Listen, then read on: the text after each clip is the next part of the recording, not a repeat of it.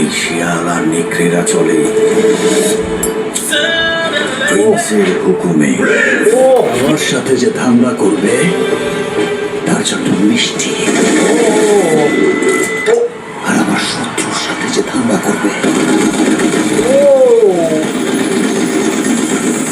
তার জন্য বুলেটের বৃষ্টি। আসসালামু আলাইকুম বন্ধুরা, যেই টিজারটার জন্য আমরা এতদিন ধরে ওয়েট করতেছিলাম যে শাকিব খানের প্রিন্স মুভি টিজারটা কবে বের হবে, অবশেষে কিন্তু আজকে এই টিজারটা বের হয়ে গেল, যেটার নাম দেওয়া হয়েছে প্রি ব্লাস্ট। তবে সোশ্যাল মিডিয়াতে দেখলাম যে এই টিজারটা নিয়ে মানুষের মিক্সড রিয়াকশন। শাকিব ফ্যানদের মধ্যে অনেকের কাছে টিজারটা ভালো লাগছে, আবার অনেকের কাছেই ভালো লাগে না। আর যারা নিউট্রাল অডিয়েন্স তাদের মধ্যে দেখলাম যে বেশিরভাগ অডিয়েন্সের কাছেই টিজারটা এভারেজ লাগছে। তবে আমার কাছে টিজারটা কেমন লাগলো সেটাই দেখা যাক। শাকিব খানের মুভির থেকে তো বর্তমানে একটা সার্টেন এক্সপেকটেশন আছেই আমাদের, বিশেষ করে লাস্ট যে মুভিগুলো ছিল তুফান, বরবাদ আর তাণ্ডব, তিনটা মুভি কিন্তু সিনেমা হলে তুখোর ব্যবসা করছে। এখন প্রিন্সও কি সেটাই করতে পারবে? টিজারটা দেখলে কিন্তু আমরা সেই আন্দাজটা একটু পাবো। চলো এখন টিজারটা দেখে আসি, পরে আমরা এই টিজারটা নিয়ে আরো আলোচনা করবো। Let's start.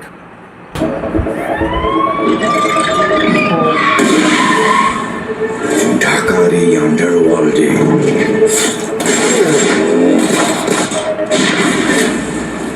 হাজার হাজার শিয়াল ঘুরে বেড়ায়। কিছু থাকে নেকড়ে, ভয়ঙ্কর, আর এই শিয়াল আর নেকড়েরা চলে প্রিন্সের হুকুমে। ও কি লুক! হ্যাঁ,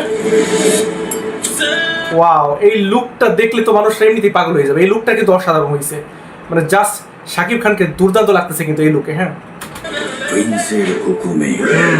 ওয়াও,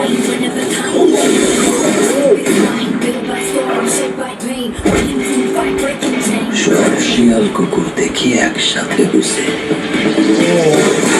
ওয়াও, ও দুই লুকে কিন্তু আছে। হ্যাঁ, চিয়ার্স।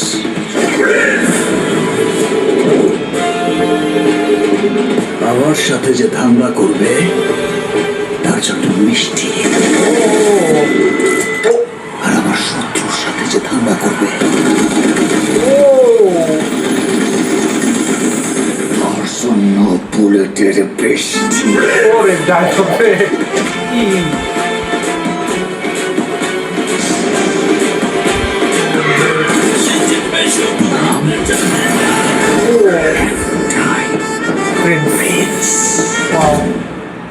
আমার কাছে কিন্তু টিজারটা খারাপ লাগলো না। হ্যাঁ, আমি বুঝতে পারছি যে মানুষের কাছে কেন এই টিজারটা ডিসঅ্যাপয়েন্টিং লাগছে, কারণ আমি জাস্ট একটু দেখলাম যে ভিএফএক্স এর যে কাজটা সেটা আগের মুভিগুলোর তুলনায়, হ্যাঁ, বরবাদে যে আমরা ভিএফএক্স দেখছি, তারপরে তাণ্ডবে আমরা যেই লেভেলের ভিএফএক্স দেখছি, হ্যাঁ, সেই লেভেলের তুলনায় হয়তো অতটা সেরা হয় না ভিএফএক্স এর কাজ যদি বলি। ইভেন সিনেমাটোগ্রাফিও যদি বলি, বরবাদেরটা একটু বেশি প্রিমিয়াম ছিল, হ্যাঁ, বা তাণ্ডবেরটা একটু বেশি প্রিমিয়াম ছিল সিনেমাটোগ্রাফি। বাট আমি যদি এইগুলা বাদ দিয়া আমি যদি জাস্ট টিজারটা দেখি, হ্যাঁ, শাকিব খানের অ্যাক্টিংটা দেখি, শাকিব খানের সোয়াগ দেখি, এগুলোর কথা যদি বলি তাহলে কিন্তু আমার কাছে টিজারটা ভালো লাগছে। হ্যাঁ, আমি বলবো যে ভিএফএক্স এর কাজ অতটা আপ টু দা মার্ক হয় নাই। আমি যদি দেখি যেমন হচ্ছিল এই জায়গাটায়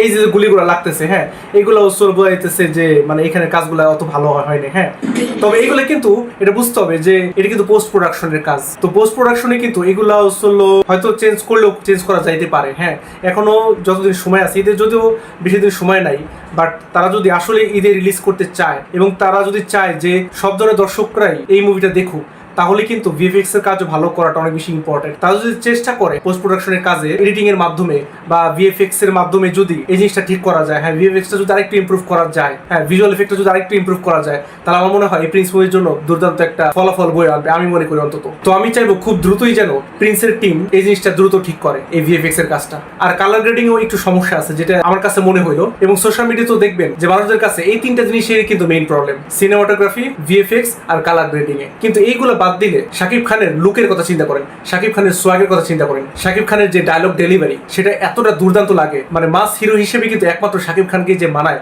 সে কিন্তু আবারও প্রমাণ করে দিল, তাই না? কারণ কমার্শিয়াল সিনেমার কথা যদি আমরা চিন্তা করি, শাকিব খানের ধারে কাছেও কেউ নাই। তো আমার কাছে কিন্তু ওই যে কিছু জিনিস বাদ দিলে, মানে ভিএফএক্স, কালার গ্রেডিং, এগুলো বাদ দিলে কিন্তু আমার কাছে টিজারটা খারাপ লাগে না, ভালোই লাগছে আমি বলবো। মেইনলি শাকিব খানের জন্য, শাকিব খানের যে স্ক্রিন প্রেজেন্স সেটা কিন্তু জাস্ট টপ নচ লেভেলের। আর এখানে তাসনিয়া ফারিনকেও আমরা এক ঝলক দেখতে পারলাম, যদিও তাসনিয়া ফারিনের ভূমিকা ভূমিকাটা কি সেটা কিন্তু বোঝা গেল না এই প্রিন্সের টিজারটা থেকে। আশা করি ভালো একটা রোল থাকবে তাসনিয়া ফারিনের এখানে। আর এখানে কিন্তু ভিলেনকেও তেমন বেশি একটা হাইলাইট করা হয় নাই। সো ভিলেনের পার্টটা যদি আরেকটু বেশি হাইলাইট করা যেত তাহলে আমার মনে হয় আরো বেটার হইতো এই টিজারটা। তবে শাকিব খানের জন্য কিন্তু এই টিজারটা আমার কাছে ভালোই লাগছে। আপনার কাছে এই টিজারটা কেমন লাগছে সেটা কিন্তু অবশ্যই কমেন্ট করে জানাতে ভুলবেন না। আর এই ঈদে কিন্তু নিশোরও একটা মুভি বেরোইতেছে দম। সেই মুভিটা নিয়েও কিন্তু অনেক বেশি আলোচনা চলতেছে, কারণ দম মুভির ফার্স্ট লুকটা কিন্তু দুর্দান্ত ছিল। আর দম মুভির ফার্স্ট লুকের উপর কিন্তু আমার রিয়াকশন দেওয়া হয়েছে।